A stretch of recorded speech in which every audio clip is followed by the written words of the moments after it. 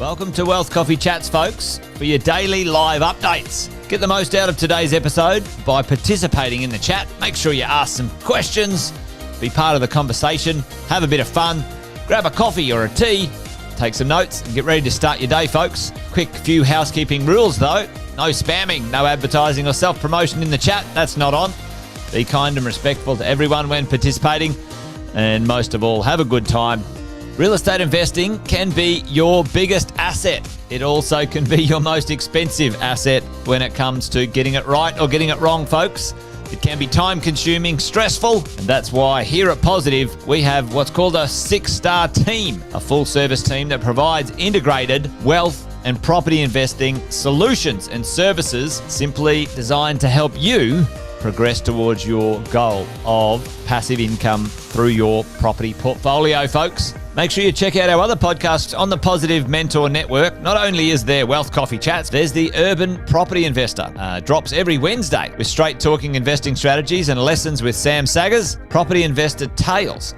This is where our clients, you guys, share real life stories from property investing, hosted by some of our advisors and strategists.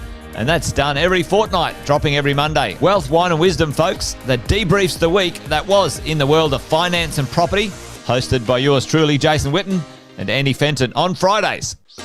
Hey, good morning, folks.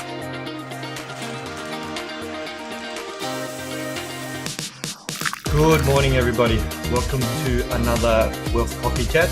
Hope you're well, folks, wherever you are. There it is, team. Morning. Morning, wherever you're tuning in from today. Early bird gets the worm, they say. Here at Positive, we offer a 6-star team. It's a team that help you at every stage of your wealth creation journey.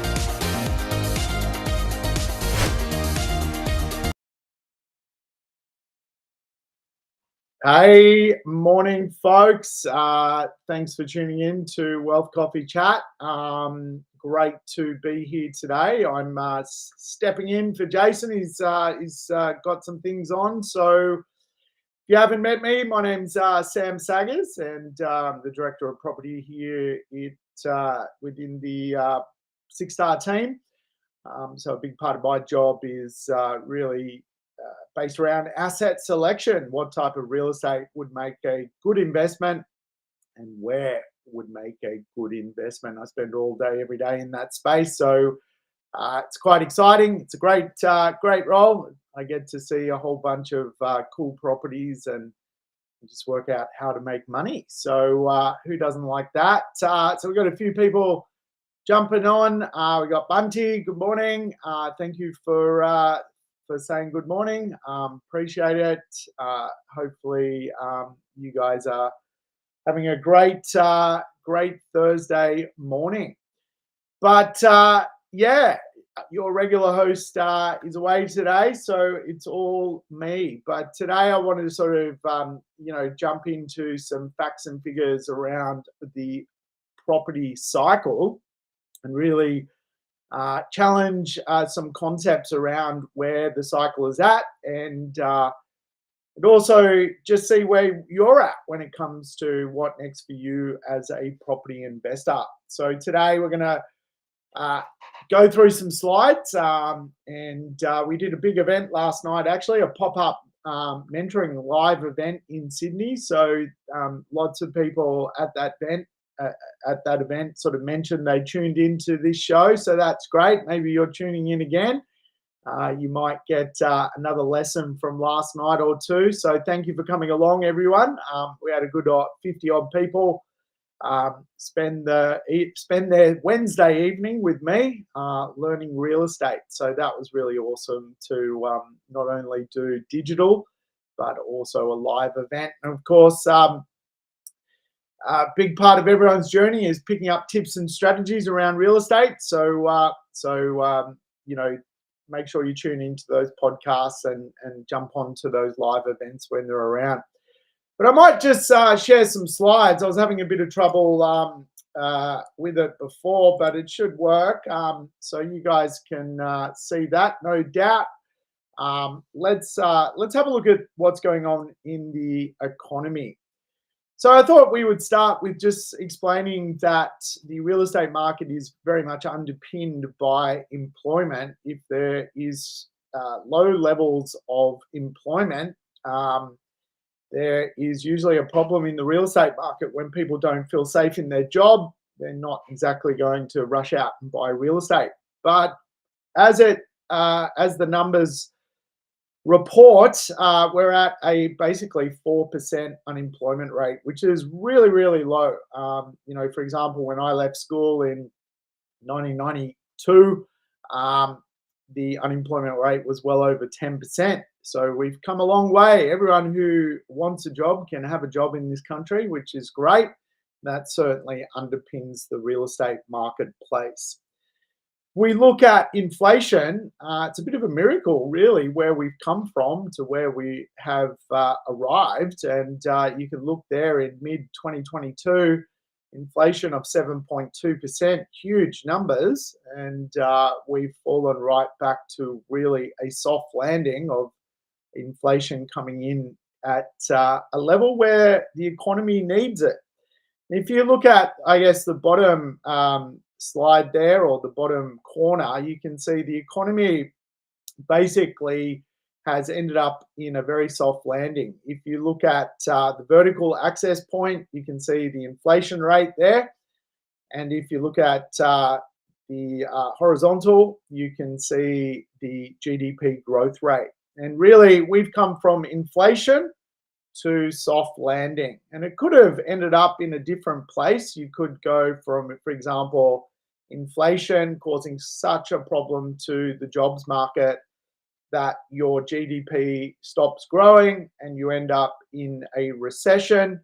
Or even worse, you could have ended up in a place where inflation was not eradicated and you've got a recession. So in other words, things cost more, but people don't have jobs.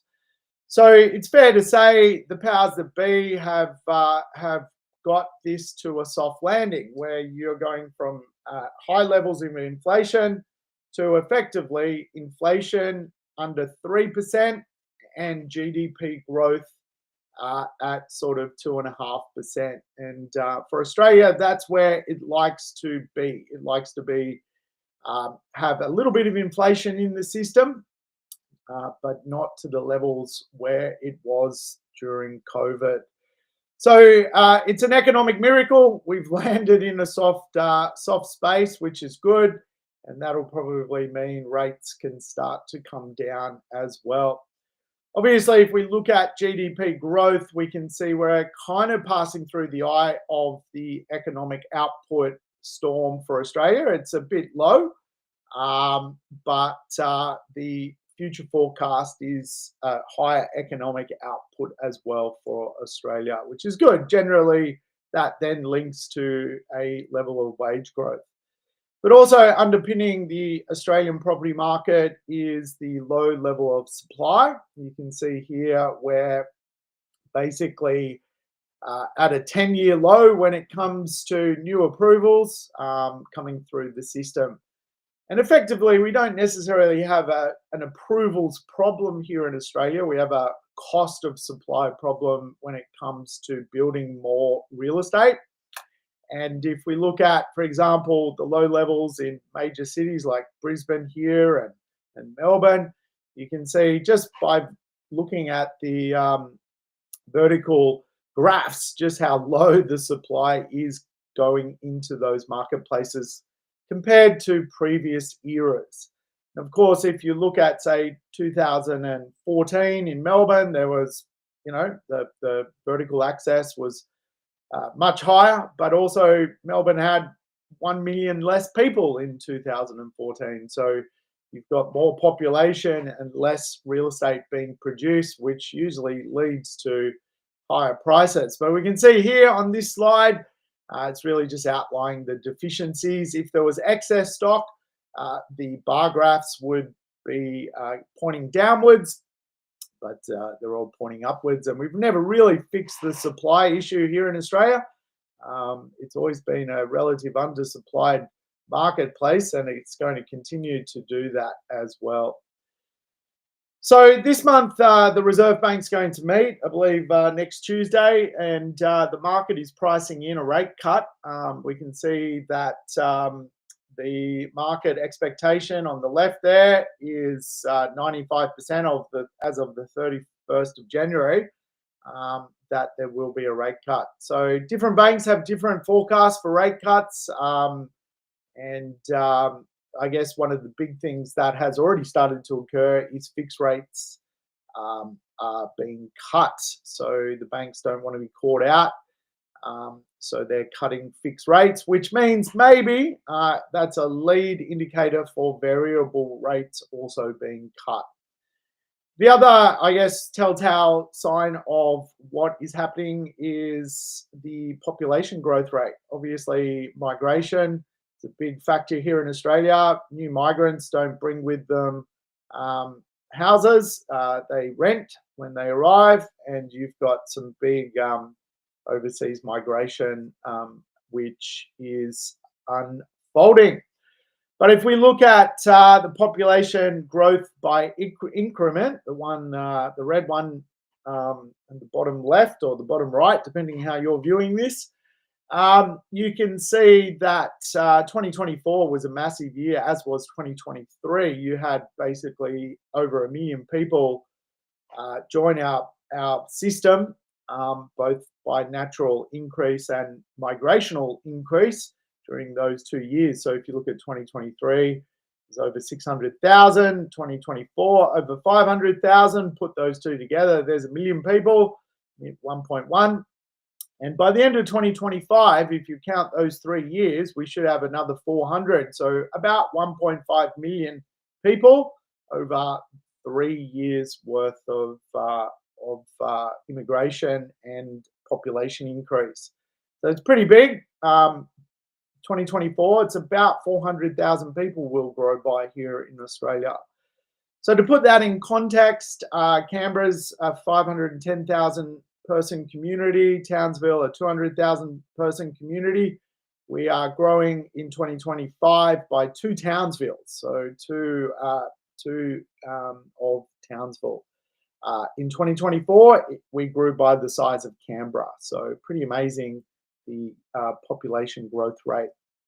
We look at the median values of Australian real estate, we can see it's getting up there. A median value of a house in Australia is $1,162,000. So obviously houses make great investments. It's getting harder for me as a person that negotiates finding real estate to find houses that stack up, that are affordable, that will create capital growth. But we're finding a few little hot spots and hot picks out there, but it is certainly getting harder. So I would imagine the median value of a house around Australia will, certainly if something's worth 700, there's no reason why it won't end up becoming $1 million, because we can see the midpoint is already there. Apartments a little bit more affordable, as usual, again, you've got to always be invested to keep up with the growth rates, otherwise you kind of miss out. We look at some of the yields, they're pretty incredible, the vacancy rates. You can see as of December 2024 there, Sydney's vacancy 2.5%, Melbourne 1.8%. A balanced market where no one's in charge of rents improving is a 3% marketplace. So in other words, the landlord's not in charge nor the tenant. So anything below 3% usually means the landlord's more in charge, and certainly below 2% means the landlord's more in charge. So you can see Melbourne and Brisbane, Adelaide there, and Perth and Hobart. You've probably got more of the landlord being in charge, which allows for opportunity for rent growth. If we look at Sydney though, you can see the top left slide or or graph, the forecast for rent is to grow as well. So what's the forecast for capital growth? This is what Dr. Andrew Wilson sort of positioned was you've got belief markets where effectively the large proportion of the population believes that the markets in Perth and Brisbane are going to be the best performers. And so it becomes a bit of a self-fulfilling prophecy when you look at where the herd is buying, if you like. You can see that the herd is buying in Brisbane and Perth today. And so that's where you'll get a instant level of capital growth. If you look at the value markets where there's pre-belief in the marketplace, in other words, the actual mathematics, the price, the rents, the ability to negotiate, you've got your value market, which is really driven around Melbourne. The herd is not shopping there at the moment, so it means you can get a better price, you can negotiate better terms, but you won't get that instant aggregated growth. So it's an interesting proposition. Do you prefer to buy on belief and momentum, or do you prefer to buy on value and maths? And so there's no right or wrong. Generally, belief and momentum create shorter capital growth spurts, and value and maths gives you a longer bite at the entire cycle. So places like Adelaide and Perth are midway through their cycle, and Melbourne hasn't started. So that's an interesting way to consider the value proposition. And so no right or wrong. Short term, you make more money in a momentum market fueled by belief. But of course, you don't want to be last into a belief-based marketplace, because you may just get caught if the herd changes its belief, then you can end up paying too much for real estate. So I think I did that slide, but yeah, this is how I would assess to understand some marketplaces which I'm analyzing and buying in at the moment. Melbourne, you've got your value proposition, so it's pre-belief. No one believes in it. That gives you basically buying power. Sydney also, so it's a lack of belief in the Sydney market. It gives you buying power, but it's a bit secular. There's certain areas where people never stop believing in Sydney. And a great example would be the eastern suburbs of Sydney. Eastern suburbs of Sydney, the value of buying in the eastern suburbs in Sydney left that market 20 years ago. But in other words, to get a bargain in Bellevue Hill, Sydney, you needed to be around 20 years ago. But the belief of buying in eastern suburbs of Sydney has never left. And so it's a perpetual belief market that and the results are there. It keeps growing and growing in value. So Sydney can be quite secular in its nature. In other words, each section of Sydney is quite independent at the moment, but for the most part, it's very value orientated for what generally investors shop at, that sort of price point. Then Perth and Brisbane, very much driven off belief. Brisbane, there's a massive belief around the Olympics, you've got people who are jumping into that marketplace off that really belief system. It's probably the most popular market in Australia with Perth. So the herd is shopping there, and that pushes up values. I think you've still got sort of 2 or 3 years in places like Brisbane and Perth, so it's not too late. And so you would probably put it at 9 o'clock on the property clock, which is good. As yields compress, eventually you would have to go, maybe it's a bit too hot and you need to question the maths. And this is where quite often real estate is illogical at times. The best maths doesn't actually equal the best capital growth quite often. If you were shopping on maths, you would shop on Melbourne. But when you buy into Melbourne, you're not going to get capital growth straight away. So it really depends on how you value things. I explain it as the Bitcoin effect. The value of Bitcoin, for example, would have been at $10,000 of Bitcoin. There was a lot of value in Bitcoin. Now it's over $100,000. Is there value in Bitcoin, or is there a belief in Bitcoin? Well, the answer is Bitcoin is driven off belief. It's a belief asset. More people believe in it, it pushes the prices up. Less people believe in it, it pushes the prices down.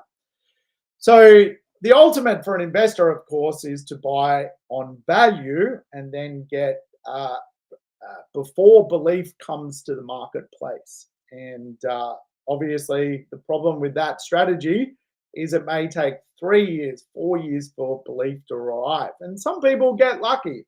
They buy the value, the maths, and then 6 months later, belief comes along and pushes the value up. So there's no right or wrong. There just is.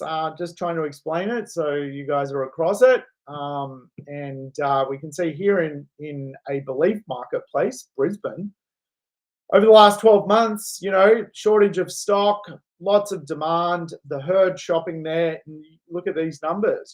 January 2024, a sort of middle-class suburb like Ripley has gone from $716,000 to $800,000. You can see every single month the market rising in value. And again, for property investors, this is great because they can make a faster rate of gain. And it becomes a self-fulfilling prophecy at the moment. Buying in Brisbane, you're just like, it's going up. And then you can look at the tale of Melbourne, which is not a belief marketplace. No one believes in it except those that value, like myself. You can see it is ridiculously inexpensive. It's at its all-time delta difference between Sydney, which the two markets have over, close to 6 million people. So a lot of value in that Melbourne marketplace. And we can see by virtue of the Oxford Economics that gives me property forecasts, I can see that Melbourne, you look at the sort of top left forecasting model, Melbourne median house and unit price collective, you can see its value point. It's basically 2025. It's going backwards, it's going sideways, but then in 2026, 2027, it's kind of when the belief comes back into the marketplace, which is cool. And same for Geelong, exactly the same sort of profile, which is cool. It's sort of like if you were buying Bitcoin before it goes up in value, same concept. Those people who bought Bitcoin at $5,000 of Bitcoin are laughing right now. So they bought on value, everyone else that came later bought on belief. And so you have to sort of think about it like that with Melbourne. It's pre-belief. But overall, and this is kind of the last slide, is when we went through COVID, we had two massive demand drivers: low interest rates and lifestyle choices. So what happened was you had the rates cut to the point where they were so cheap to borrow money that all of a sudden people chose new lifestyle choices. People who weren't otherwise first homeowners became first home buyers. People who wanted to renovated and push the value of their properties up because they could borrow money cheaply. People upgraded their home. And so low interest rate and lifestyle choices created such demand drivers that eventually you had a supply and demand mismatch because you had the herd shopping at once. Everyone believed in property and you had higher prices off the back of it. Probably the opposite now, but it's going to also lead to higher prices, is you've got the supply drivers actually being the lead indicator to higher prices. So you've got a shortage of well-located land you've got higher interest rates, and you've got basically construction costs, which basically create almost like a unfeasible marketplace to produce real estate. And so a lot of major developers just simply can't bring stock to market. So you've got a restriction of stock coming to market. We've got the lowest approvals on record, the lowest supply landing on record. And again, approvals aren't just a piece of paper. You've actually got to go and build the real estate. So you've got this real challenge of well-located land and construction costs meeting. And eventually that will lead to higher prices. So if we start to see rates drop and construction not improve, we're going to run into a demand-supply mismatch, which will probably equal higher prices. So what's the future of real estate? Definitely higher prices. But that's it from me. I will stop sharing my screen. Hopefully that all went well. I appreciate you guys tuning in, but I've got to duck off because we have a big team get together this morning, which will be nice. But I hope that was interesting, and your regular host will be back next week to talk to you about wealth. So thanks for tuning in, and enjoy the rest of your day. Thanks for watching another episode of Wealth Coffee Chat, folks. Make sure you like, subscribe, and turn on your notifications so you never miss a thing when we go live. Improve your portfolio and investing game, folks, with Wealth Coffee Chats live every morning at 8:10 each weekday. Make sure you join us. Previous episodes are also available wherever you get your podcasts, folks, as well as our other podcasts from the 6 Star team here at positivementor.com.au.